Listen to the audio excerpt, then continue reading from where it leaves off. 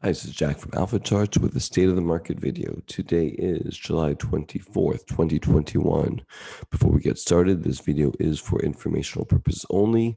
These are not recommendations to buy, sell, or hold any stock or security, and I may hold positions in some of the equities mentioned. Know your time frame and risk tolerance. All right, let's start with the SPX. Amazing week, right? It started the week out with a big gap down candle, held where it should have, quote unquote, where you expect to find some support. It did find support there, and you had that little tiny reversal right there, and then the rest of the week it just zoomed up, right? I mean, from top to bottom in the week. That's a 4% move. That's a really, really big move on the index. So that's excellent to see right there. Let's look at the Qs. All right, so actually, no, before we do the Qs, let's look at RSP. So this is actually the interesting thing I wanted to show. So even though the SPX is amazing and going to all-time highs, you still have RSP not quite participating yet, right? We're still in this basing area. It's got to get above 152, call it 153. It's got to close above 153 for this to really break out. Now, RSP is the equal weight SPX.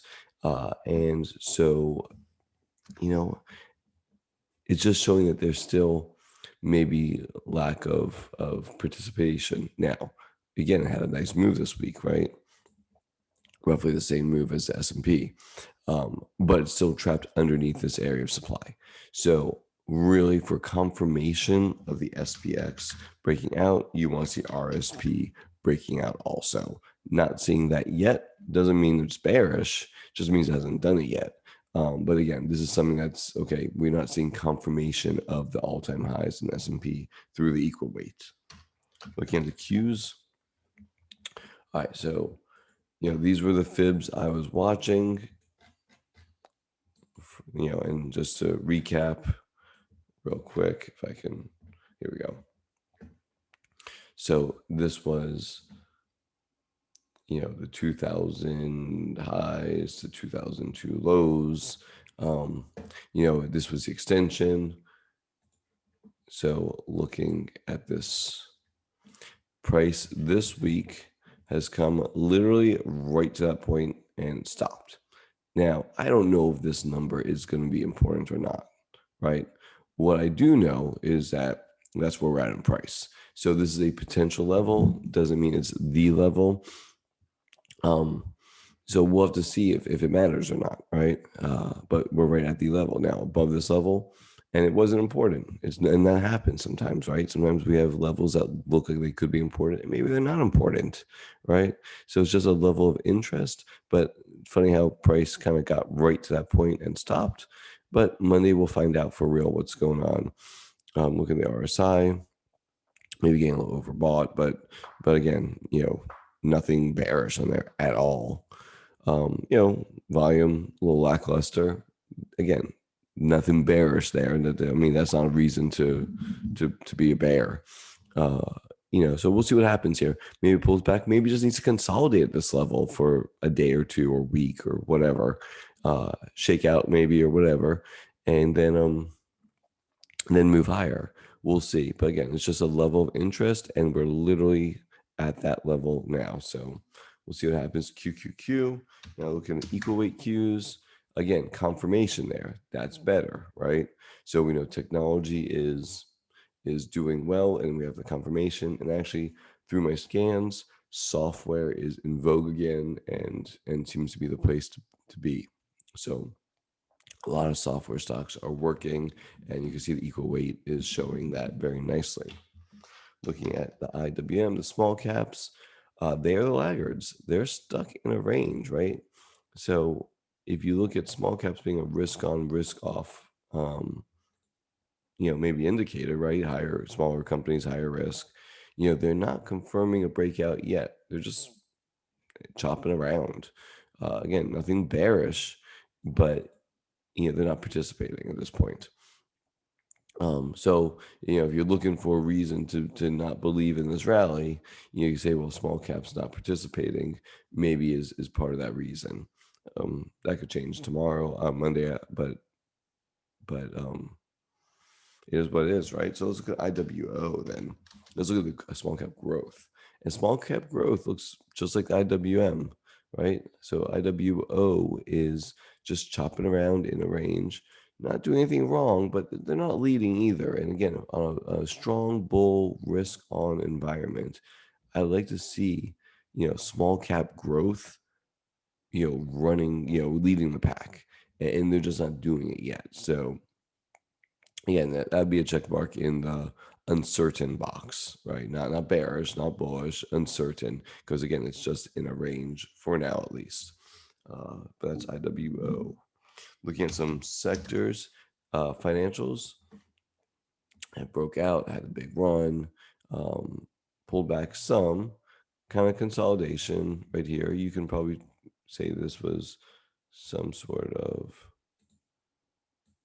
support or something right there. I think that's your level, right? If you want to be long financials, I still look at it as they are participating. We don't have really a bullish alignment in the trend at this point, but they're not breaking down. Below 35, that'd be a problem, and they're not there. So as of right now, they're just creating a new base or something of that nature. Not bearish, not bullish, just kind of marking time at this point. Now here's SMH. SMH not breaking out to new highs, so not really confirming what you're seeing in the Qs and SPX, right? All-time highs. Again, not doing anything wrong, and it looks like it may want some to move higher, but as of right now, it's right at the top of potential resistance on some decreasing volume. We'll see if this holds, this follows through higher on Monday, or if this kind of, breaks down some, maybe shakes out, maybe needs to make another, higher low. I don't know. But as of this point, semiconductors not confirming the cues. Again, not a bearish statement, just saying that we like to see that follow through to the higher. And if that happens, well then, bull market's on, right? But we're just not quite seeing it quite yet. Looking at lumber, held where it should. We talked about this level, came right to it, right? And this level was important from back here. It was the 2018 highs, support, support, support, support, support again. Not bullishly aligned yet, but not breaking down either. So we'll see if this is going to be some sort of, we have the divergence right there, bullish divergence. We'll see how high it could go. Right now, about $90. That's the key area. 89.75, somewhere around there. As an indicator, we like to see this kind of make a base here and start to go back higher. That would be bullish, the bullish scenario, coming down and retesting or breaking through this $83 area. That would be the bearish scenario. So again, lumber not really giving a signal at this point, right? Just kind of hanging out there. Let's look at bond ratios. And at the bond ratio level, all right, so I was really concerned early in the week because I'm looking for things that look like this. And we got, on Monday, a big time spike in the ratio, which made me very, very concerned. And then subsequently, get rid of that.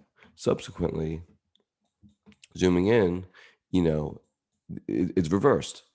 It still has, higher highs and higher lows on this shorter time frame. So we haven't quite reversed all the way, but it is trending down. I think that a quick reversal is kind of nice. Again, we don't know if it's going to be a scenario like this or if it's going to be scenarios like this. I would say our recent history says this is the more likely scenario. So I'm not getting freaked out. Again, Monday was pretty ugly. And that made me a lot more concerned.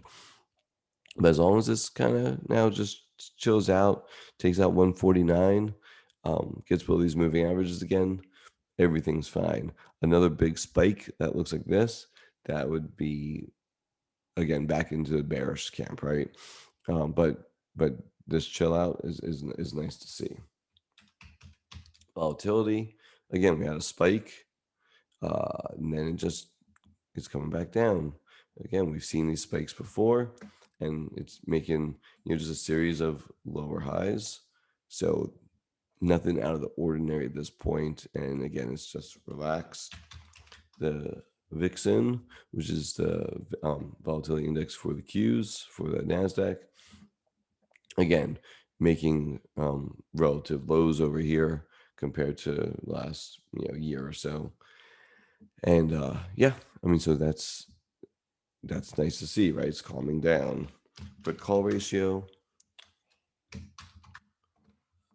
But call ratio is we had that little bit of spike again, nothing overdone, and we've seen these spikes before, and that's about where it reversed in the past, and that's where it reversed now. So nothing crazy going on there. Again, a very bearish signal would be, I'm sorry, very bullish signal would be up here. That means that everybody's bearish. Right now, we're just chopping around, so it's not much of a signal at all. It's whipsaw, right? And that's it's a tough market when things are whipping around. Monday everyone was bearish, and the rest of the week everyone's bullish, and everyone's um, you posting on their time frames and what they like to see. Anyway, let's move on. Value line geometric index. All right, so as a measure of breadth, so looking at breadth, we do have this kind of lower highs, lower lows here. We talked about the divergence. Um, maybe it's coming to fruition. Maybe this is a bottom here and things go back higher. I don't know.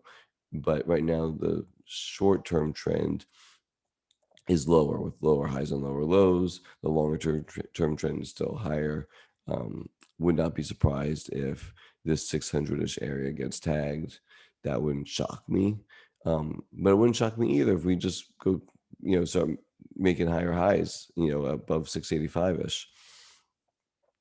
We got this kind of oversold area right there. So then we got the bounce.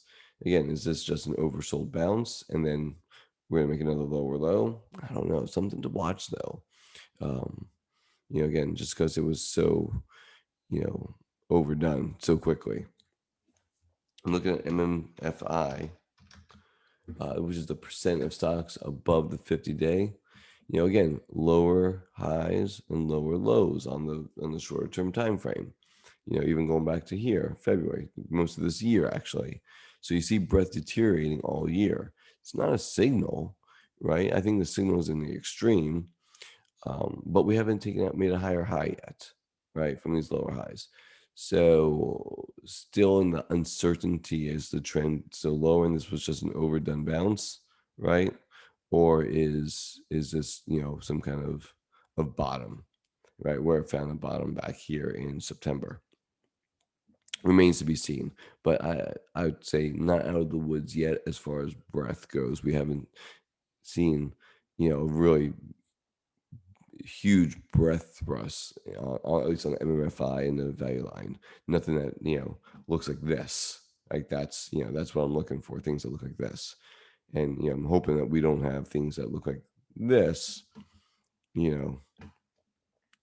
how it got. If you look here, boom. See how it gets overdone. Now that was way more overdone. Then it kind of gets the rebound, thrust higher, and then it just kind of comes back. That's what we want to avoid to see in this area. And we don't see it yet. So again, it's inconclusive. Looking at gold, bigger picture. Let's go to the weekly. I think on gold, it's just doing its thing. It's nothing that I want to be involved with at this point. It has to get above 184 for me to be interested in gold. It's just not there yet. So it is what it is. Seeing a rush to safety, you're not seeing much from it. And let's look at Bitcoin, because I like looking at Bitcoin. Well, which one should I do? I'll do the Coinbase. All right. So looking at Bitcoin, you know, this 30,000 area was the area that really had a hold, 29,200, whatever you want to call it. And it did again. And it spiked up. And when we zoom in, it's above its moving average. They look like they want to cross bullishly. So that's awesome. You want a risk on indicator? I think Bitcoin holding this area last weekend was huge. I'm not saying that it's out of the woods yet or anything like that, but now it's above its moving averages, which it hasn't been really. I guess here, I mean, for a second it was here, but really this area right here. But beyond that, it was back in this area, right? Months ago. So again, I think that Bitcoin moving higher, staying above its moving averages, that's got to be the the important level. If it breaks back down below this 29,250-ish area, I think that would be a very bearish signal. For now, it's really bullish above this level right there. So what does that all mean, right? Put it all together. I think this week with earnings is going to be the deciding factor. This will be the week that I'm actually gonna, I'm still in my undecided camp personally. I have charts that can show a very bullish scenario. I have charts that show a very bearish scenario. But Apple's got earnings this week. Right over here. That's on July 27th. Amazon earnings this week. That's on the 29th. So you're looking at 27th, Tuesday, 29th. You have, I think Google is this week. That's on the 27th. Facebook is this week. That's on the 28th. So as you can see, there is major earnings that I think is going to cause the Qs and the SPX to finally decide, is this some kind of overdone move to the upside, and do we need to retest this area right over here, or are we in the clear and does it continue higher? And again, those names: Amazon, Apple, Google, Facebook, Microsoft, earnings on the 27th, right? So they're going to move the market this week, right? They're going to bully the market, and so this is the week that I think everything will be decided. Maybe I'm wrong, but earnings have a way of doing that, so we'll see. Anyway, hope you all have a great day. Again, software stocks looking pretty good so far. So tomorrow, my stocks to watch video, I'm going to kind of highlight a whole bunch of them that are really setting up nicely and moving to the upside. And I think things that if this week confirms the move higher, probably want to be involved with. So check out the video tomorrow. If you like this channel, like what I'm doing here, please like and subscribe. I appreciate that. Catch me on Twitter at AlphaCharts365. I'm on there all the time. I run my scans every night. So you want to see what I'm looking at every night, check that out on Twitter, AlphaCharts365. And good luck this week. All right. Hope you all do well. Take care.